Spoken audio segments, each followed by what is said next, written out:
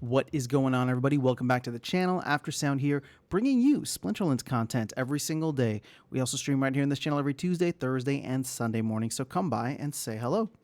All right, guys, I talked about this on a recent live stream, and I figured I'd make a video about it too, just because it had some pretty good feedback. And while we can't necessarily affect the Rebellion sale and how that's going to play out, hopefully this will sow the seeds for the future. And if there's another card game out there that wants to take this idea and run with it, do it. Go for it. Because I really think that if I were to design how Splinterlands releases card sets, I would completely overhaul it. Instead of doing like a core set and a mini set, my main focus would be on having a bunch of mini sets that all fall under the main set. So the best example that I can give for this is if you go back far enough, like Magic the Gathering, and I don't remember the terms exactly, but like Magic the Gathering would have 3 different sets that would all kind of fall under the same saga or something like that. And then, you know, it would rotate out, one would rotate in, one would rotate out, whatever the case is.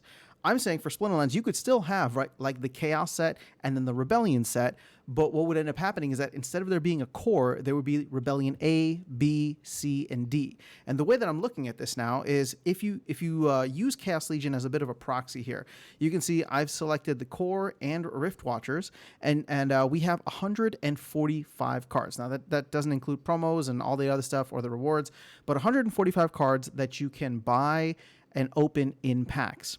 So how I would design this is I would combine what you would normally have as the core set with the mini set, and then divide that into 4 roughly equal mini sets. So you'd have 4 different sets that would come out, right? I said A, B, C, and D, each of them containing 35, maybe 36 cards in total. And you can see here, if I only select Rift Watchers, the Rift Watchers mini set was 42 cards, right? And obviously there's a bunch of airdrops that are being added on, but I guess if you remove some of these, like it was under 40 at a certain point.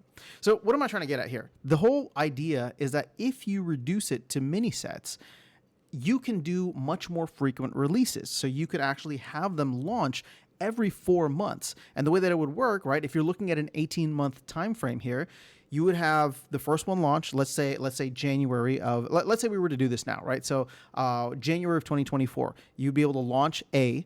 In May, right, the 5th month of the year, you'd launch B. In September, you would launch C. And then the following year, of course, in January, you would launch D, right? The January of 2025, we'll call it. And then from that point onwards, right, D all the way, that would run until the end of April, we'll call it, April of 2025, right, of the following year. And then you have 2 months, or you could even extend it to 3 months of time off where there would be no packs available. Now, how I would design it is these packs are only available for sale during that time. And I do think that it would be important to still have a time limit or a daily burn. So here's like, again, if I was going to superimpose this on the Rebellion sale, the way Matt is trying to go about it, he wants to sell like anywhere between 1.5 is like the low baseline up to 3 million packs, right? His first initial estimate was like 2 to 3 million packs. Then he kind of lowered it saying 1.5 to 2 million. They'll be happy. That'll give them enough run rate. And looking at the expenses and the stuff that we know, 1.5 million at the bare minimum is good to like, it'll leave them in a good position revenue wise for the entire year of 2024. So thinking through this, right? You could design it in a way where, sure, we have 10 million total packs. Maybe there's gonna be another 2 to 3 million total packs of whatever the mini set end up being. So once again, you divide that up, and now you have 3 million packs for each of these A, B, C, D sets, right?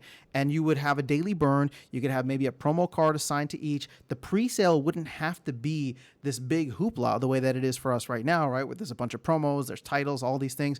And you could actually make it so that all the hardcore players, the people that love to buy packs, they would be providing consistent revenue throughout the year. Plus, you're creating these little events, right? Every 4 months, it's just like, oh my gosh, the meta is going to change. This is going to be really exciting. Let's see what happens.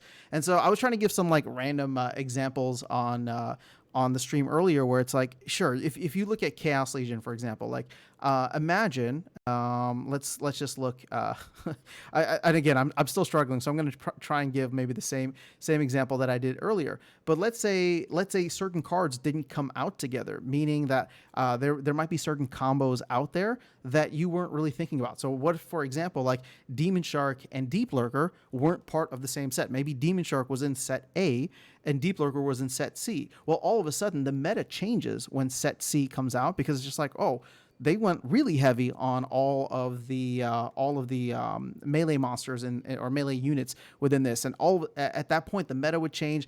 All these different things would happen. It would just be exciting times throughout the entire year, and we would know when all these things would be happening because everything would be preset. You'd have 3 million packs that'd be on sale for 4 months, right, with a scheduled burn all the way through. Yes, would it be a little bit more work maybe for the team to redesign the sale pages and all that? Yeah, I guess so. Like it'd be a little bit, but at the same time, I think it would create a little bit more FOMO. You wouldn't need as many packs in order to max everything out, but at the same time, people would be buying packs. There would be this excitement every 4 months. The meta would be changing, and it would just add this variety, this spice of life to the overall game, and over the overall game, the community, and just everything in general, in my opinion. So that's kind of how I was thinking through this. Obviously, we're not going to be able to do it for Rebellion, so it would have to be probably at the earliest, like summer of 2025, whenever the next set would be coming out. But that is really how I think I would design it moving forward. Smaller mini sets that are all part of like the main core set, right? So you'd have, let's go back up to here. If this were in Chaos Legion, for example, you wouldn't have Core and Rift Watchers. You'd have like A, B, C, and D. And obviously, I'm using letters, but I'm sure the creative team can come up with something even more creative, right? Like you could have, instead of it being Chaos Legion A, B, C, and D, right? It'd be like the Chaos Legion Vanguard, and then Chaos Legion, Archery or whatever, or Chaos Legion Cavalry, Chaos Legion Generals, something like that, right? And maybe that last set would have all of the airdrop summoners be a part of it or something. So obviously there would have to be a lot of things that would be redesigned. The airdrops, which will now be airdrop conflicts for Rebellion, that would have to be something that would be thought through as well. But overall, to me, it would just add so much flavor, so much variety, and so much excitement over the course of 18 months versus, hey, here we go. Here's everything all at once, right? We're going to have a mini set maybe sometime in 2025. But outside of that, here's all the cards. And now you have to wait until 2025 until we get like the next major set out that's going to rotate everything. So that's where my thought is at. I'm just curious to get your feedback. I did have some positive feedback during the live stream, so I thought I'd share it here with you guys. But let me know your thoughts. Maybe we can massage something out here. And if it ends up being something worthwhile, then maybe we try to push for that whenever Rebellion is out of print, and we're looking forward to the next set in 2025. But that is all I have for you guys in this video. I'll catch you all in the next one and see you around the game. Take care.